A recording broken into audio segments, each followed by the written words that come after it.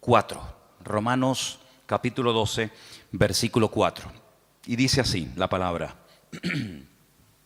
porque de la manera que en un cuerpo tenemos muchos miembros, pero no todos los miembros tienen la misma función. Más claro agua, ¿verdad? Así nosotros, siendo muchos, somos un cuerpo en Cristo y todos miembros los unos de los otros. De manera que teniendo diferentes, plural, dones, diferentes dones, según la gracia que nos es dada. Y ahora usted vaya contando, cuente los dones que ahí se mencionan. Dice: si el de profecía, úsese conforme a la medida de la fe. O si de servicio, en servir. El que enseña, en la enseñanza. El que exhorta, en la exhortación. El que reparte, con liberalidad. El que preside, con solicitud. El que hace misericordia, con alegría. ¿Cuántos han contado? ¿Sí? A mí me salen 7, pero no sé dónde. A lo mejor la versión tuya es diferente, ¿no? Profecía, servicio, enseñanza, exhortación, presidir y hacer misericordia. 7 dones. 7 dones que tienen que ver con lo que el Espíritu Santo quiere hacer a través del creyente. Dejamos bien claro que los dones del Espíritu Santo no son para la gente de la calle, no son para la gente del mundo. Los dones del Espíritu son las herramientas, permítanme utilizar esa palabra, que el Señor le ha dado a sus hijos, y en el cuerpo de Cristo, que es la iglesia, es donde se tienen que manifestar y donde se tienen que utilizar esos dones. ¿Cuántas veces has oído decir que todo creyente tiene un don? Todos los creyentes tienen como mínimo uno. Hay creyentes que tienen lógicamente más, pero como mínimo todos los creyentes, todas las personas que han nacido de nuevo, tienen uno. ¿Sabes cuál es? ¿Sabes cuál es tu don? Algunos dirán, no, pues mal hecho. Porque si no, entonces, ¿a qué te dedicas? En el Señor, ¿a qué te dedicas? Tú te tienes que dedicar a ser usado en el don que Dios te ha dado. Esa es la aportación que tú tienes que dar a la congregación, a los hermanos en Cristo. Por lo tanto, si no sabes cuál es tu don, nos estás, entre comillas, perjudicando, ¿no? A todos, porque lo que usted tiene que aportar no lo está aportando.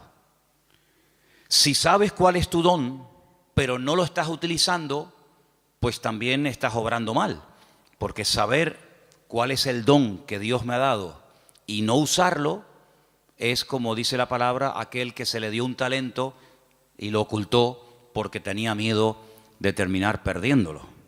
Entonces, la obligación de todo creyente es saber cuáles son sus dones, o al menos cuál es su don. Y una vez que sepas cuál es el don que Dios te ha dado, porque los dones son para utilizarlos para el beneficio y para el crecimiento y el desarrollo del cuerpo de Cristo, pues gloria a Dios. No tienes que romperte la cabeza tratando de imitar a otras personas, tratando de imitar a otras gentes, sino que tú tienes que simplemente desarrollar y poner a servicio el don que el Señor te ha dado. Y ahí tienes 7. No sé si alguno de los que hemos leído tú dices, bueno, pues yo creo que puedo tener el don de misericordia, o el don de servicio, o el don, como dice aquí, de exhortación, o cualquiera que sea. Ahí hay una pequeña lista de 7 dones. Si estos fueran pocos, y si dices, bueno, yo con estos dones no me siento identificado, hay otra lista, ¿vale? Son las 2 únicas listas que hay en el Nuevo Testamento de dones, de regalos, de herramientas que Dios le da a los creyentes para que lógicamente los usen. Dice que cada uno ministre según el don que ha recibido de parte del Señor. La otra lista es muy fácil de aprender, porque también está en otro capítulo 12, pero en esta ocasión en Primera de Corintios. Entonces, la primera lista está en Romanos 12, donde hay 7 dones que ahí se nombran, y la segunda lista está en el capítulo 12 de Primera de Corintios. Y vamos a leerlos, si les parece. Vamos a leer a partir del versículo 4. Primera de Corintios 12, 4. Ahora bien, hay diversidad de dones, pero dice aquí, el Espíritu es el mismo. Hay diversidad de ministerios, eso es otra cosa. Ahora también hablaremos de eso. Pero el Señor es el mismo. Y hay diversidad de operaciones, pero Dios es el que hace todas las cosas en todos, es el mismo. Vamos a contarlos, porque ahora hay una lista muy interesante. Pero a cada uno es dada la manifestación del Espíritu para provecho. Eso siempre así, para provecho. Porque a este es dada por el Espíritu palabra de sabiduría. Eso es un don. Palabra de sabiduría. A otro, palabra de ciencia o conocimiento, como también se le conoce, según el mismo Espíritu. A otro, fe por el mismo Espíritu. A otro, dones, plural, es el único don, uno de los pocos dones que aparece en plural, dones de sanidades por el mismo Espíritu. A otro, el hacer milagros. A otro, profecía. Este se repite. ¿Se acuerdan? Hemos leído profecía en Romanos 12. Aquí se vuelve a repetir. A otro, discernimiento de espíritus. A otro, diversos géneros de lenguas. Y a otro, interpretación de lenguas. ¿Cuántos hay? Aquí hay 9. Pero bueno, digamos que se repite uno que aparece en Romanos 12, pero son 9. Estos 9 dones los añadimos a los otros que se mencionaron en Romanos capítulo 12 y tenemos una lista bastante interesante de dones en los cuales todos y cada uno de los creyentes pueden ser utilizados en cualquier momento. Ahora, hay creyentes que han sido utilizados de una forma no regular, sino de una forma, digamos, una vez y ya está, en uno de estos dones o de los que hemos leído en Romanos 12. Pero eso es una cosa, y otra cosa es que frecuentemente, asiduamente, como algo ya normal en tu vida, haya uno o varios dones que se manifiestan en tu vida. En el Antiguo Testamento, por supuesto que el Espíritu de Dios también operaba, si el Espíritu Santo no estaba muerto y entró en acción en el Nuevo Testamento, ni mucho menos. En el Antiguo Testamento hubieron personas que hicieron tremendos milagros, tremendos.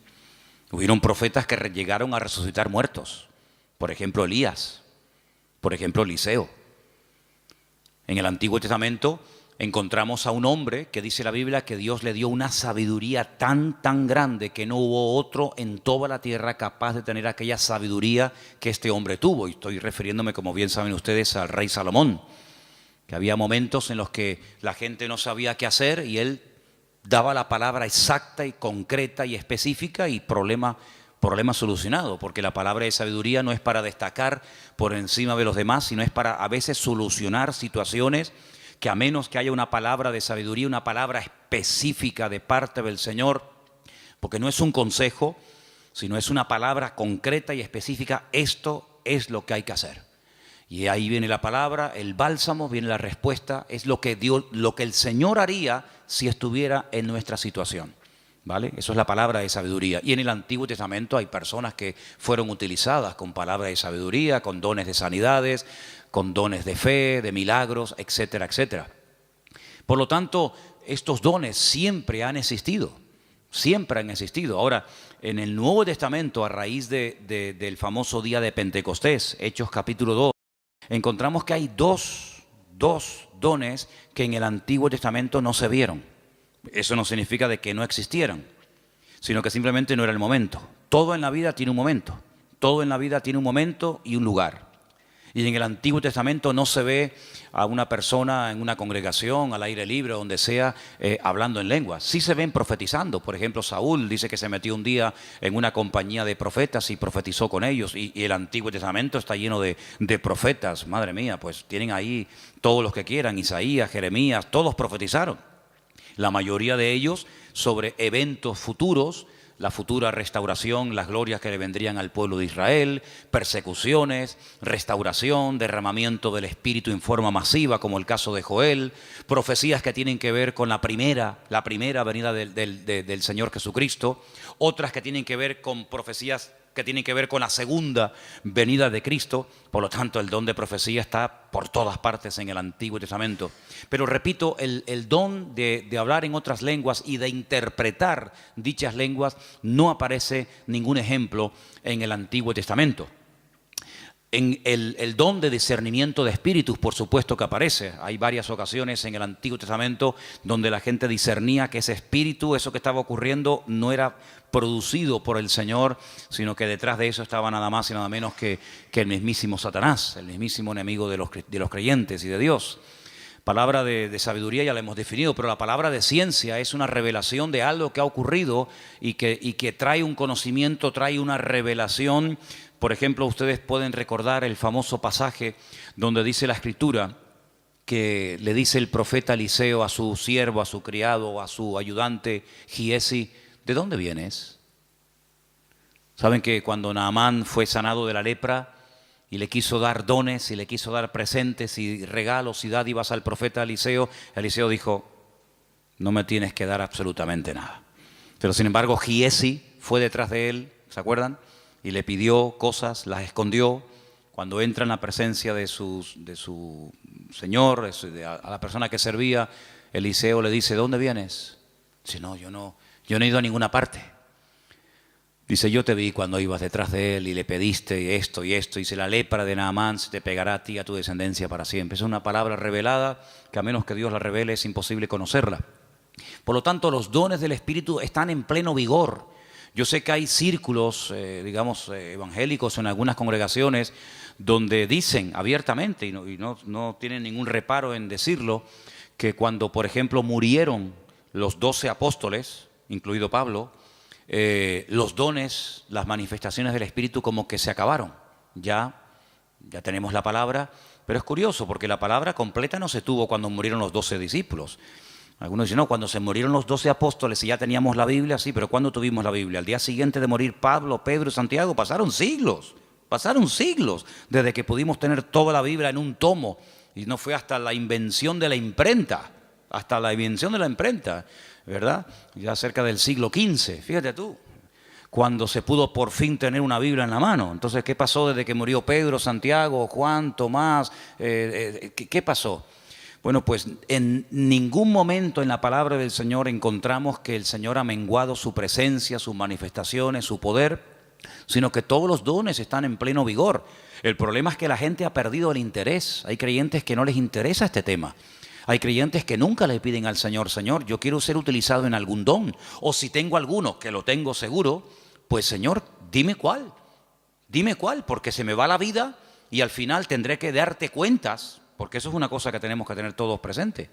Tendremos que rendir cuentas delante del Señor de lo que hicimos y de lo que no hicimos, de lo que teníamos que haber hecho y no hicimos. Y si tienes un don y nunca te preocupaste en averiguar cuál era, cuando lleguemos a la presencia del Señor, pues llegarás diciéndole al Señor: Señor, fui un inútil en el sentido de que no me dejé utilizar en el don que tú me diste y al final no hice absolutamente nada con él. Tómense en serio este tema, hermano, ¿saben? Tómense en serio este tema. Esto no es algo opcional. No, yo no tengo ninguno. No, a mí no me interesa. Yo soy muy joven, yo soy muy mayor. Yo no tengo tiempo. Mire, la vida cristiana no la organizamos nosotros a nuestra manera. La vida cristiana está bien establecida en la palabra y la palabra de Dios nos enseña que algún día tendremos que presentarnos delante del Señor y rendir cuentas por todo lo que hemos hecho.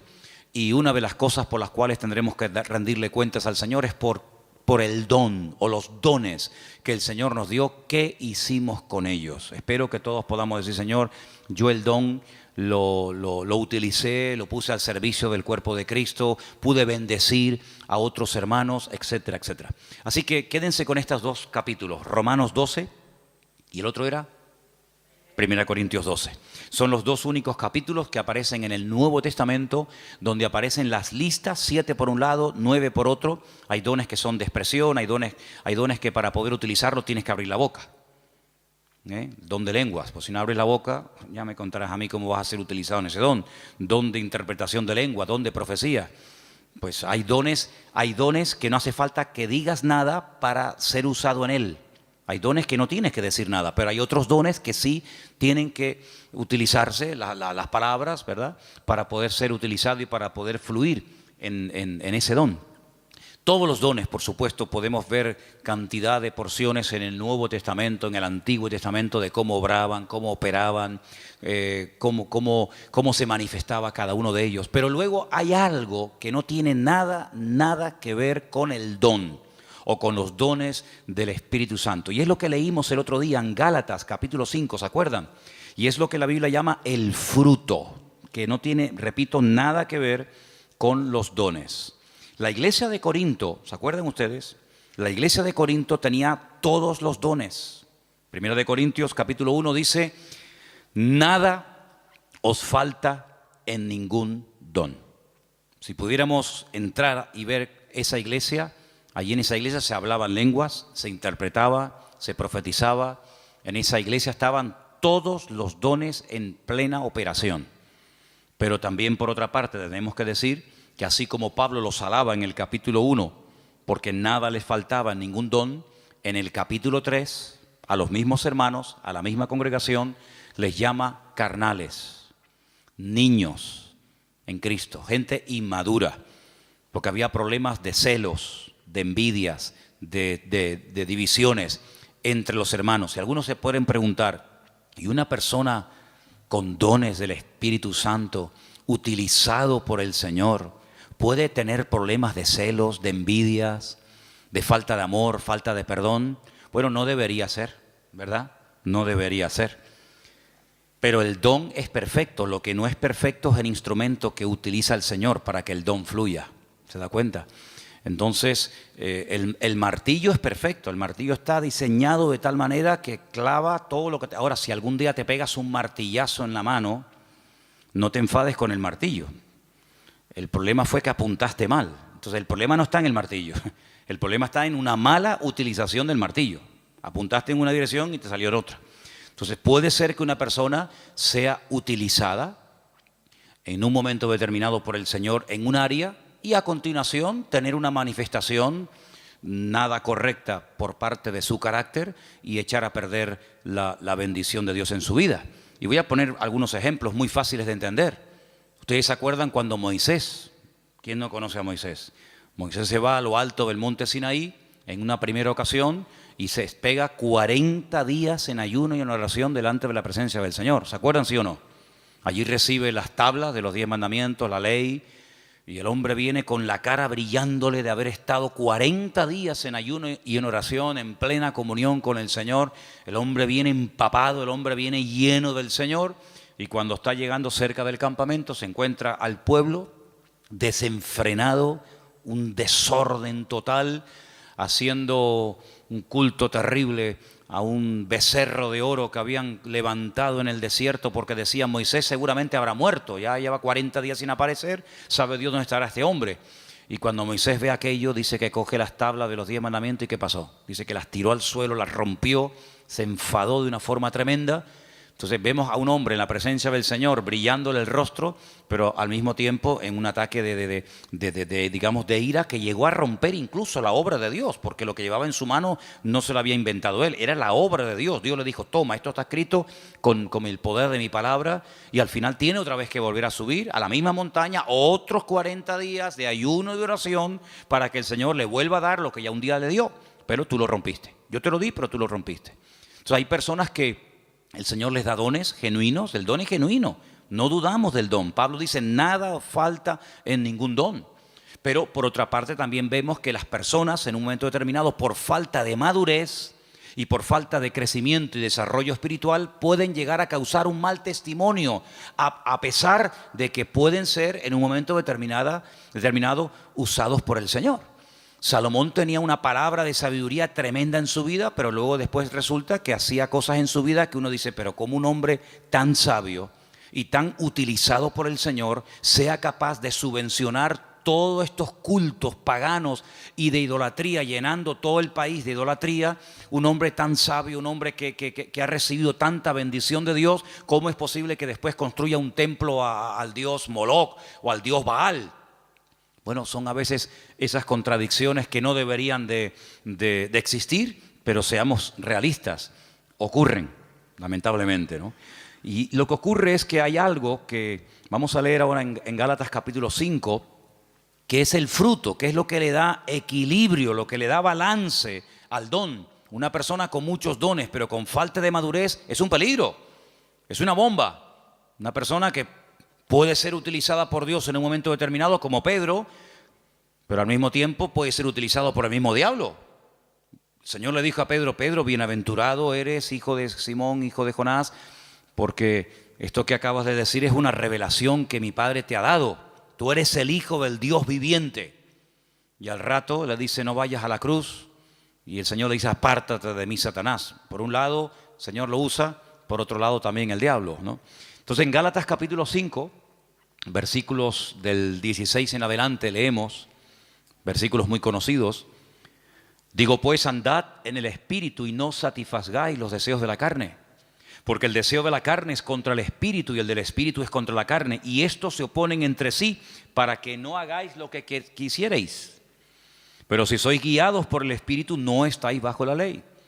Y ahora ahí tenemos una lista enorme de 17 manifestaciones diferentes de la carne, que las leímos el otro día, que son adulterio, fornicación, inmundicia, lascivia, idolatría, hechicerías, enemistades, pleitos, celos, iras, contiendas, disensiones, herejías, envidias, homicidios, borracheras, orgías y cosas semejantes a estas, acerca de las cuales os amonesto, como ya os lo he dicho antes, que los que practican tales cosas no heredarán el reino de Dios. Pero en contraposición con esto dice: más el fruto del Espíritu es, y ahora ahí pues características 9 en total, como el amor, el gozo, la paz, la paciencia, la benignidad, la bondad, la fe, la mansedumbre, la templanza. Contra tales cosas no hay ley. Son principios del mismo carácter de Cristo en la vida de un creyente, que es lo que en cierto sentido le da credibilidad y le da peso a una persona que lleva años en los caminos del Señor. El don es inmediato. Usted no tiene que ir a una escuela a aprender a profetizar. Por ahí ha habido algunas iglesias que le enseñan a la gente a profetizar y incluso algunos dicen: no, repita conmigo estas palabras, y te enseñan a hablar en lenguas. Pero esos son cuentos chinos. ¿Sí? El don no se puede aprender en una academia. Entonces ya no es un don, es algo aprendido. El don es algo que Dios te da, o lo tienes o no lo tienes. No es que estoy aprendiendo. ¿Aprendiendo a qué? Hay gente que confunde a veces dones con talentos. Hay gente que sabe tocar la guitarra. Pero usted no se levantó un día y se compró una guitarra en una tienda y dijo: ¡ay, qué bien toco! Nadie se levanta por la mañana tocando bien la guitarra. Lleva años. Mira, yo estuve un tiempo ahora sin tocar la guitarra y perdí los callos. Tienes que tener callo en estos 4 dedos. Empecé a tocar otra vez y me dolía tanto, ya no, pero me dolían tanto los dedos porque dejé de tocar. Que si Isma lleva la alabanza, que si Matías está aquí, yo digo: ya dejo de tocar. Y volví otra vez a cogerla y me dolía una barbaridad hasta que sale el callo. Y si quieres aprender notas, si quieres aprender a cambiar de una a otra, si quieres tener velocidad, etcétera, etcétera. Pero eso no es un don, eso hay que aprenderlo. Para eso tienes que estudiar y practicar y preguntar y ver y esto. Pero los dones no se aprenden, no se estudian.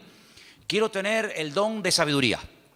Voy a ir a una escuela para que me den 8 horas intensivas de sabiduría. Entonces, cuando salga, graduado en palabra de sabiduría. No existe eso. Entonces, los dones son una cosa y los talentos son otra cosa. Hay gente que tiene talentos de cantar, de tocar la guitarra, no sé, de tocar el piano o cualquier otra habilidad, pero no tiene nada que ver con dones espirituales. Luego también hay gente que confunde lo que saben hacer o lo que hacen con un ministerio. Dice: yo tengo el ministerio de la danza. ¿Y eso dónde está en la Biblia? Yo tengo el ministerio de cantar. Entonces confunden dones, confunden talentos, confunden habilidades. Y vamos a ver en la última lista que quería compartir con ustedes. Ahora vamos a hacer un repaso. En Efesios capítulo 4, ahí se mencionan los ministerios. Los dones es una cosa, los talentos es otra cosa, el fruto es otra cosa y los ministerios es otra cosa completamente diferente. Y aquí vamos a leer una porción un poquito más extensa para que ustedes sepan para qué son los ministerios. Estamos en Efesios capítulo 4. Efesios capítulo 4. Y voy a leer a partir del versículo 11. Efesios 4, versículo 11. ¿Lo tienen, hermanos? Y él mismo constituyó a unos apóstoles, a otros profetas, a otros evangelistas, a otros pastores y maestros. ¿Cuántos hay? ¿Cuántos ministerios? Cuéntelos. Los mismos dedos que tiene en su mano. 5. Apóstoles, dice aquí versículo 11. Segundo, profetas, evangelistas, pastores y maestros. ¿Lo podemos decir los 5 ya? A ver. Apóstoles, profetas, evangelistas, pastores y maestros. Esos son los 5 ministerios. Esos son los 5 ministerios. ¿Dónde está el ministerio de tocar la guitarra? ¿Dónde está el ministerio de danzar?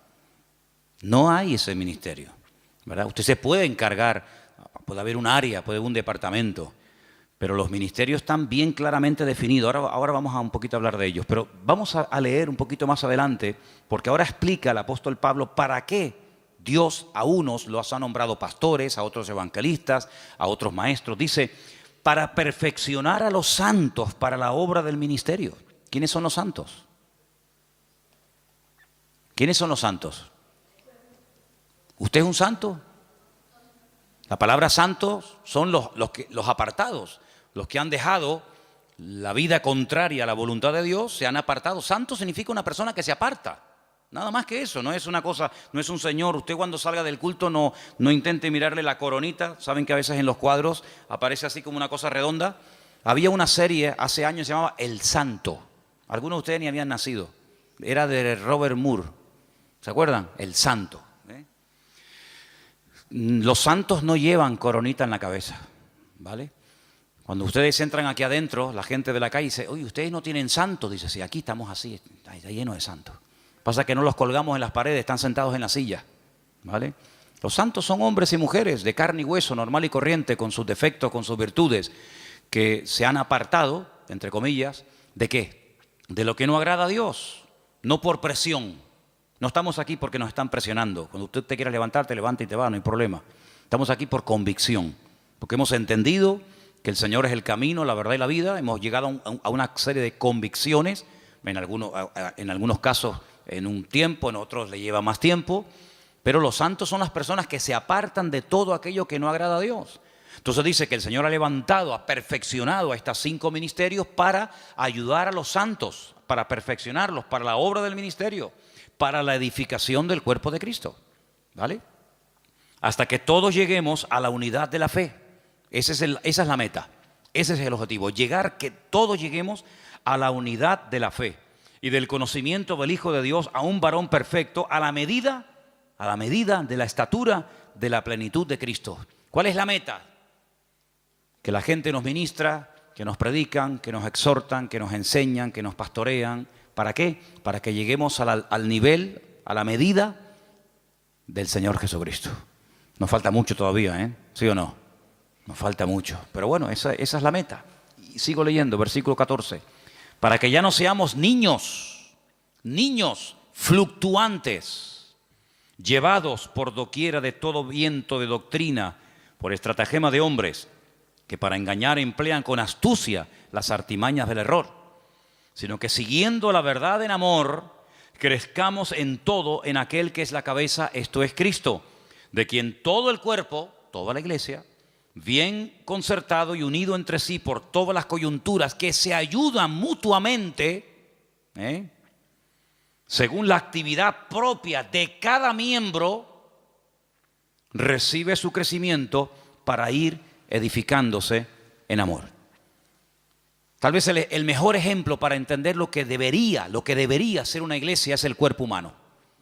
Y ahí todos me van a entender Porque usted a lo mejor nació en un país, otros nacieron en otro país, unos tienen una edad, otros tienen otra, unos son hombres, otros son mujeres, pero todos tenemos un cuerpo, ¿vale? Y por eso es el mejor ejemplo para entender lo que debería ser una iglesia. En un cuerpo hay centenares de órganos, de células, de huesos, de arterias, de venas, de músculos, pero todos tienen una función. No hay nada que sobra, nada, ni un solo miembro sobra. Hay huesos que son muy largos, huesos que son prácticamente imperceptibles, están aquí dentro del oído, ni se ven, pero si no lo tuviéramos estaríamos sordos, perdidos, no escucharíamos nada. Tenemos unas manos que son una joya. Cuando ustedes ven esos robots, saben que al hombre siempre le ha gustado el tema de los robots, sobre todo a los japoneses, ¿no? Cuando ustedes ven el último robot que los japoneses han diseñado y corren la cortina y hay un humo y música y focos para ver el último robot que han hecho, tú lo miras y dices, ¡qué birria! ¡Qué birria! ¿Te gustaría caminar como un robot? ¿Te gustaría moverte como un robot? Y eso es lo máximo a lo que ha llegado el hombre, lo máximo. Increíble. Una mano, la mano del ser humano es tan perfecta que no hay un robot, no hay una máquina en el mundo que le llegue, vamos, ni al 1% de las habilidades que tiene solamente la mano. El ojo, no hay una cámara en el mundo que sea tan perfecta como el ojo del ser humano. Una bomba de agua que tarde o temprano termina rompiéndose. Aquí tenemos una bomba aquí dentro del pecho que está 70, 80, 90, 100 años en algunos casos, pum, pum, pum, pum, pum, pum, pum. Millones de litros de sangre bombeando por la mañana, por la tarde, por la noche, de pie, sentados, acostados, en avión, en la cama, de jóvenes, de niños, hasta en el vientre de nuestra madre. Es una cosa increíble. Los filtros que tenemos en el cuerpo, los que tenemos coche, de vez en cuando tenemos que cambiar el filtro de aceite, ¿sí o no? El filtro del aire. Hace poco le cambié al coche mío el filtro del aire y yo digo, pero señor, si yo le suelo cambiar muy a menudo los filtros, estaba negro, negro. ¿Cuándo fue la última vez que te cambiaron los filtros? Tenemos los riñones. Ay, amigo, eso es una maravilla, los filtros que tenemos. La polución que tragamos todos los días y no decimos, mira, cámbiame los riñones, ponme dos nuevos, el hígado, ponme uno nuevo de vez en cuando. Es algo increíble, una perfección alucinante, hermano, increíble, increíble. Bueno, pues eso es lo que el apóstol Pablo dice, mira, así como nuestro cuerpo, todos los miembros se ayudan el uno al otro. Dice, si todo el cuerpo fuera ojo, ¿cómo caminaríamos? ¿Cómo cogeríamos las cosas? ¿Te imaginas un ojo así? Un ojo gigante. ¿Cómo hacemos? No podríamos oír a nadie, pero si fuéramos solamente una oreja, ¿te imaginas una oreja así? O que fuéramos solamente lengua, una lengua ahí de 1,80. Sería terrible. Pero Dios ha puesto todo en el cuerpo humano con una perfección increíble, increíble, hermano. El apóstol Pablo dice, así deberían ser los creyentes en las iglesias. Ay, si el corazón no quiere trabajar, nos morimos, un infarto.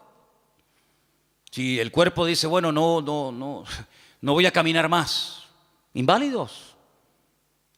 Y en una iglesia, hermanos, cuando alguien se pega años sentado en una silla y no aporta nada, no es lo mismo que si tuviéramos un brazo que no se quiere mover, está ahí caído, paralítico. ¿Saben que hubo una época en la historia? Hubo una época, parece mentira, el hombre a veces ha inventado cosas tan extrañas. Ha habido momentos en la historia en la que ha habido hombres que han querido vivir de una forma santa, sin pecar, sin contaminarse en el mundo. Y hay casos de personas que se pegaron 20 años en lo alto de una columna, allá arriba, porque no quería tener contacto con el mundo. Gente que se amarraban los brazos y los brazos terminaban perdiendo la movilidad. ¿Qué te parece? Pero ¿cuántas veces en las iglesias encontramos que hay gente que son personas que no aportan? Son grandes orejas, son orejas enormes. Imagínense venir un día a la iglesia y encontrarte una oreja así, ahí en una silla, en la otra, orejas así, sí. ¿Y estos quiénes son?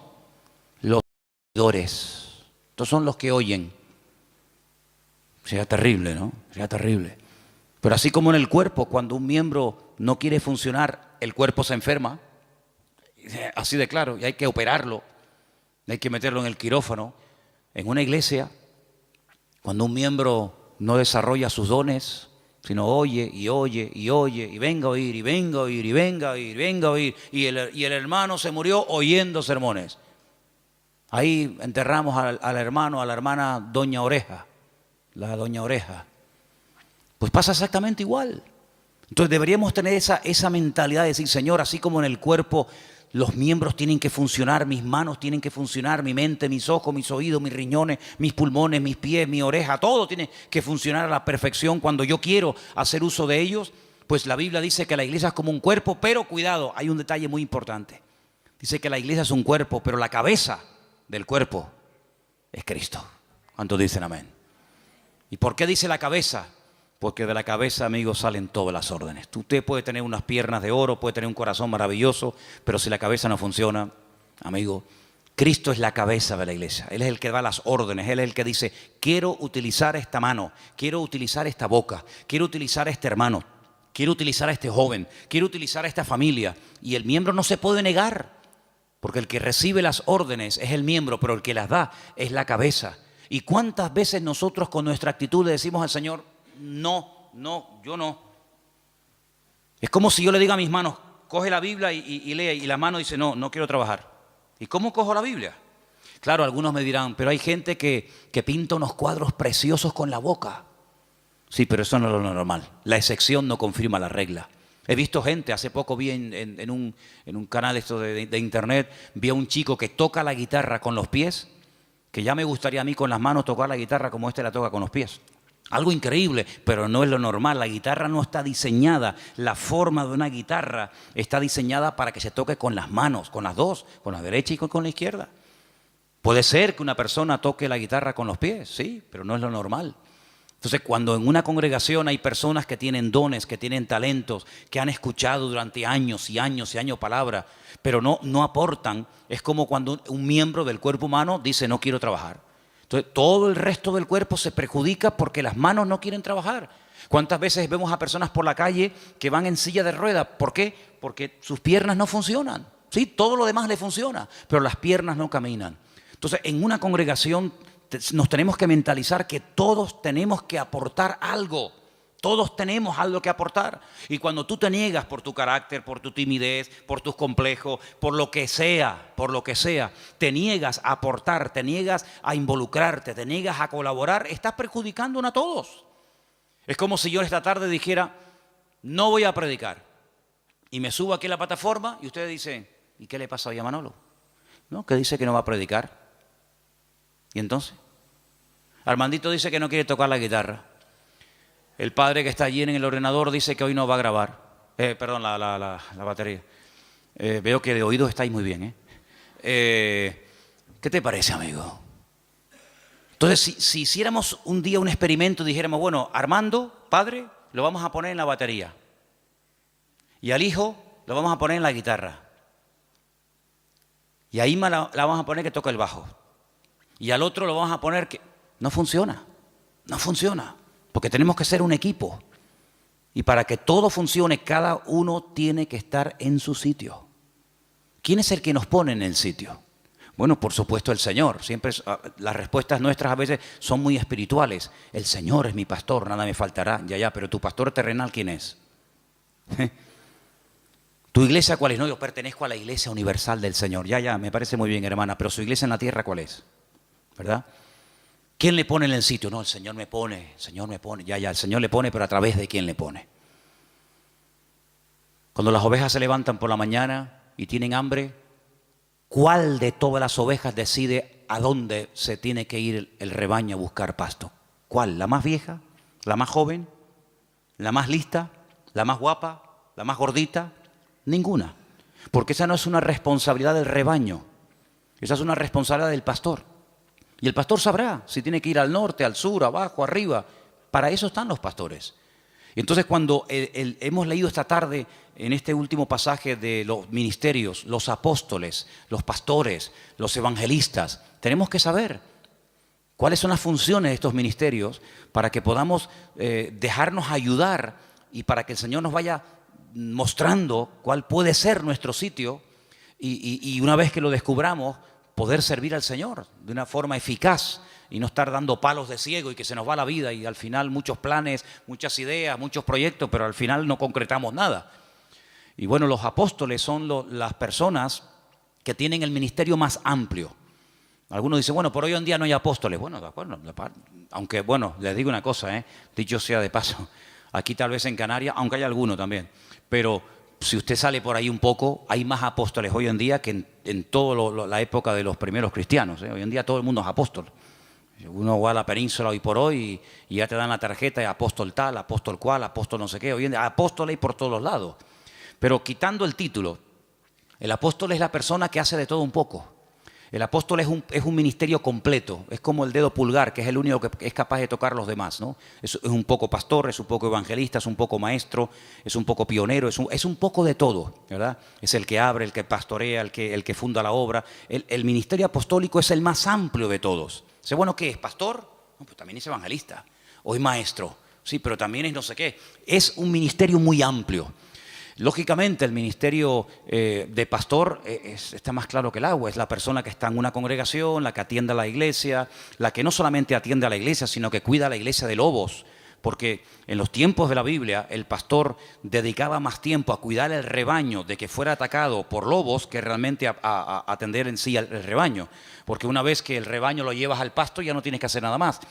Pero el pastor sí tiene que hacer algo más. El pastor está vigilando por si le viene el lobo por la derecha, por la izquierda, por detrás o por delante. Ya llevó al rebaño a lugares de delicados pastos. Ya la oveja no tiene que pensar en nada más, pero el pastor tiene que estar oteando el horizonte por si acaso viene algún peligro. Esa es una de las funciones tal vez más importantes hoy en día. Y dice la palabra de Dios que en los últimos tiempos una de las cosas que van a escasear son buenos pastores. Parece mentira. Los evangelistas son las personas que tienen un ministerio que sale fuera de la congregación. Son personas que Dios los ha capacitado con una gracia para ganar almas, para llevar almas a los pies de Cristo, para integrarlas en el cuerpo de Cristo y que crezcan y maduren y el día de mañana pues sigan sirviendo al Señor. Los profetas, no es tanto el profeta del Antiguo Testamento que era el que hablaba en nombre del Señor, sino los profetas hoy en día son personas que exhortan, que amonestan, que sacuden, que motivan a la iglesia. Entonces, estos ministerios, dice la Biblia, que Dios los ha puesto en nuestro camino, en nuestra vida, ¿para qué? Para perfeccionarnos. Y hermano, cuando usted, por ejemplo, no se tiene un problema con el corazón, usted no va al dentista, usted va al cardiólogo. Hermana, cuando usted quiere revisarse, usted tiene que ir a un ginecólogo, usted no tiene que ir a un neurólogo o a cualquier otro. Sí, los especialistas en la medicina son los que se encargan específicamente de las distintas áreas de nuestro cuerpo, ¿verdad?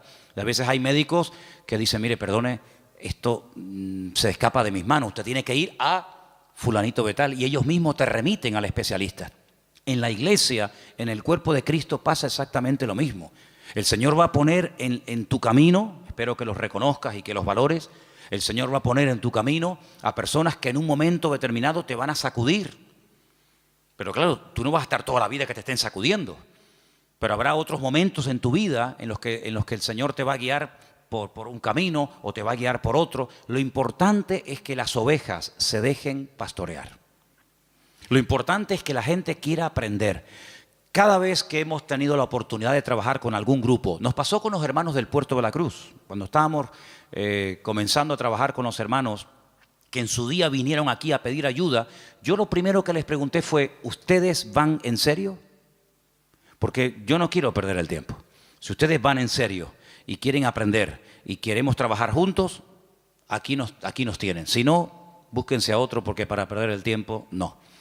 Con los hermanos de Israel, exactamente igual. Hermanos, ¿ustedes quieren ir en serio? ¿Ustedes quieren ser atendidos? ¿Quieren ser enseñados? ¿Quieren ser pastoreados?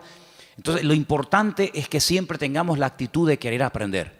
Y hermano, en la vida no hay un momento en el que se llega y se dice, ya lo sé todo, ya lo he recibido todo, sino que siempre hay algo que aprender. Y quiero terminar recordando las palabras que Pedro un día, estamos hablando del apóstol Pedro, un hombre que vivió cerca del Señor, caminó por encima de las aguas, un hombre que, bueno, fue una bendición de Dios. Él en una de sus cartas dice, hablando de Pablo, nuestro hermano Pablo, al cual el Señor le ha dado una gran sabiduría y a veces escribe cosas difíciles de entender, las cuales los indoctos tuercen para su perdición. Pero mira cómo Pedro reconoce la sabiduría que le ha dado el Señor a Pablo, aunque Pablo fue después de él en el ministerio, pero eso no tiene nada que ver. Es como cuando Bernabé va a buscar a Pablo, porque nadie se atrevía a acercarse a Pablo porque creían que estaba fingiendo que verdaderamente se había convertido. Dice, este es el que asolaba, el que mataba y perseguía a los cristianos antaño y ahora se quiere juntar con nosotros. La gente le temía, pero Bernabé se la jugó. Va, lo busca, lo trae a la iglesia, lo integran en el ministerio y cuando empiezan a viajar habla de Bernabé y Saulo. Pero hay un momento en el que Bernabé dice no. Pablo y Bernabé, como reconociendo lo que el Señor, la gracia que el Señor le ha dado a esta persona. Eso es respetar, eso es valorar, eso es apreciar la gracia que Dios ha puesto en determinadas personas. Así que quédense con estas 4 citas, son muy fáciles. Romanos 12, ¿cuál era la otra? Primera de Corintios 12, las listas de los dones. Gálatas capítulo 5, el fruto del Espíritu. Eso sí que hay que trabajarlo, ¿eh? El don es instantáneo, pero el fruto, amigo, eso lleva toda la vida. Y finalmente tenemos en Efesios 4 los ministerios. Efesios capítulo 4, los ministerios. Si te aprendes estas 4 citas y las lees y las repasas y oras con el Señor, te vas a dar cuenta de que todo está diseñado, todo nos lo ha puesto el Señor en bandeja para que nuestra vida cristiana no sea un fracaso, sino sea una vida fructífera, una vida bendecida. Y hermano, en la vida dice la Biblia que hay tiempo para todo. Tiempo para recibir y aprender y tiempo después para dar lo mucho que hemos recibido. Entonces lo importante es que estés siempre abierto a aprender, a crecer y sobre todo a partir de hoy pregúntale al Señor, Señor, ¿cuál es mi don?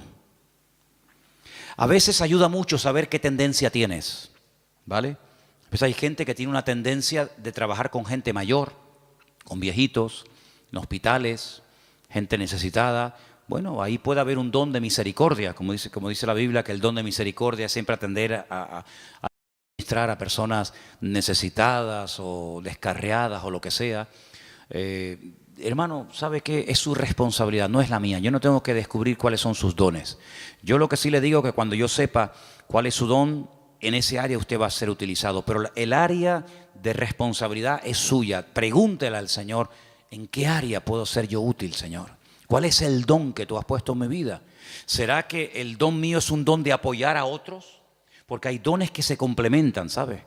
Es como, por ejemplo, permítame solamente este pequeño ejemplo, cuando José tuvo unos sueños, sí, me parece muy bien, él sabía lo que el Señor tenía preparado para él en el futuro, pero si Faraón no llega a tener otros sueños y se encuentran los dos en el camino de la vida, los sueños de José nunca se habían podido realizar.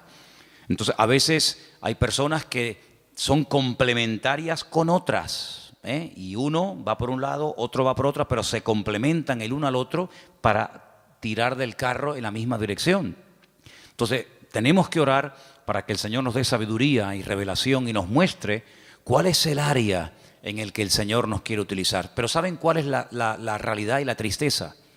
Que hay creyentes que están tan metidos en su mundo, en sus negocios, en su trabajo, en sus objetivos, en sus deudas, con su familia, que apenas tienen tiempo para meditar y decir, Señor, con la edad que tengo,